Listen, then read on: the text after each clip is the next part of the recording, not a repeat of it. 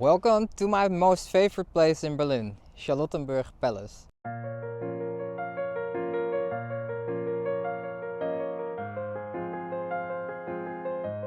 This is one of my most important places here in Berlin from the last few years. But it's not necessarily what's inside of the palace, but more what's behind it. And we're standing there already, the gardens.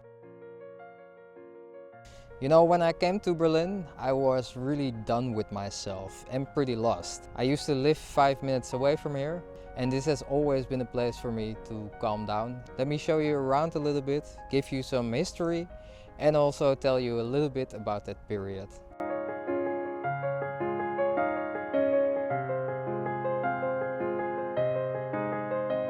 Look at this awesome place. I would often just sit here for hours. There was 3 months before I started with my therapy. And one of the things that I really learned there is if you want to calm yourself down, just get at least a bit into nature. It brings more perspective, and especially here where I can sit at the Spree. So before I came to Berlin, I was always running away from myself. And that had partly to do with an imbalance in myself. That imbalance had to do also with the fact that, of course, I was running away and I didn't take the time to really get to know myself. And that had to do with my feminine side. But let's continue a little bit further and then I'll tell you more about that.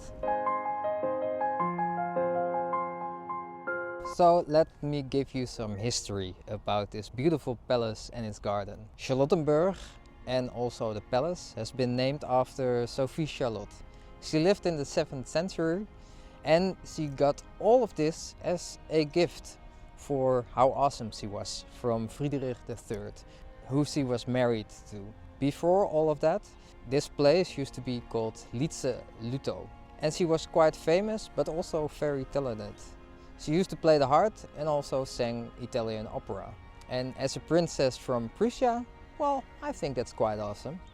After she got the land, she of course also thought about building a garden. And she used to hold parties here and she used to walk around the gardens here, like a little princess, like me. Hey, I at one point also would like to have a palace. Could you help me out with that? Please like and subscribe, that would help me out a great deal. Thank you. Around that time I also went to the doctor. They actually wanted to put me on antidepressives, but I didn't want that because I knew from a friend that what antidepressives do is that they numb you. And I sort of understand it. If you are really out of balance and you want to hurt yourself or you don't know what to do with yourself, then I can understand it. But my whole issue was basically in my 20s, I didn't know how to feel.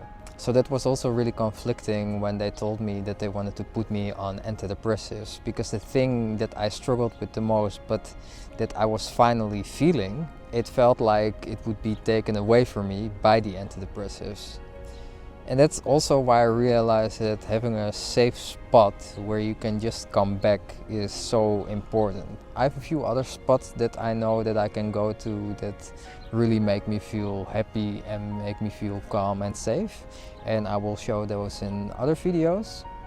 But the gardens here in Charlottenburg Palace and also what's around it is definitely a safe spot for me.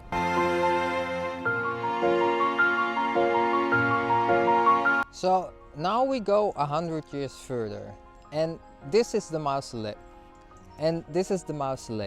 Queen Louise and King Friedrich Wilhelm III. Queen Louise sadly didn't live so long. She just aged 34. Once the Queen of Hearts passed away, and she was named Queen of Hearts because she was so much loved by the people, King Friedrich Wilhelm III built a resembling of a classic temple constructed in the park. And instead of just going into the ground, they of course need to have some kind of fancy place. And this is where they went, the mausoleum. This is sort of the pyramids with pharaohs, but then here in Berlin.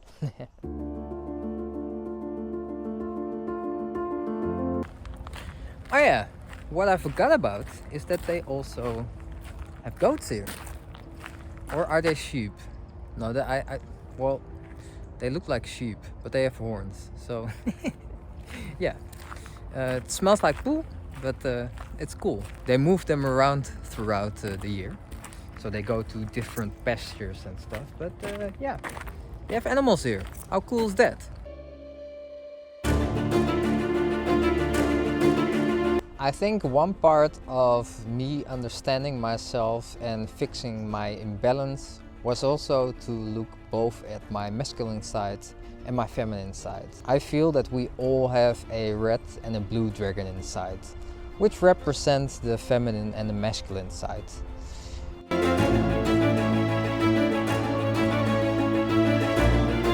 And once I started to allow myself to be more in touch with my feminine side, but let's be honest, when I was younger, I was always hanging more around girls because I felt more understood. I always felt a bit off around just being around guys.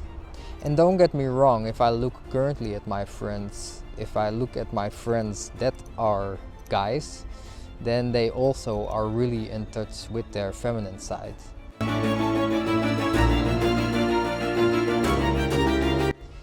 And that helped me out a lot, not only to understand myself, but also just to feel comfortable with myself. And that doesn't mean that I put my masculine side away, definitely not, because I think both are important. But I think it's also important to understand that you have to accept both sides of you.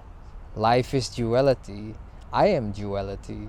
So I cannot only look at either my feminine side or my masculine side in terms of who I am, because I am both.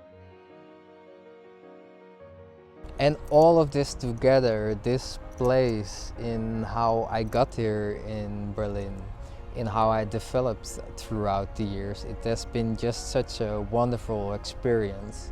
I love coming back here. I at least come back here 1 time or 2 times a month. Just to go around, just to enjoy nature a little bit. Feel a bit fancy, but I just love being here. So I'm happy to have showed you a little bit around, show you a little bit of history and also why I have such a strong connection with this place. And if you have any questions, let me know. And then there is nothing else to say than big hug, much love, and then I see you in the next one. Ciao, ciao.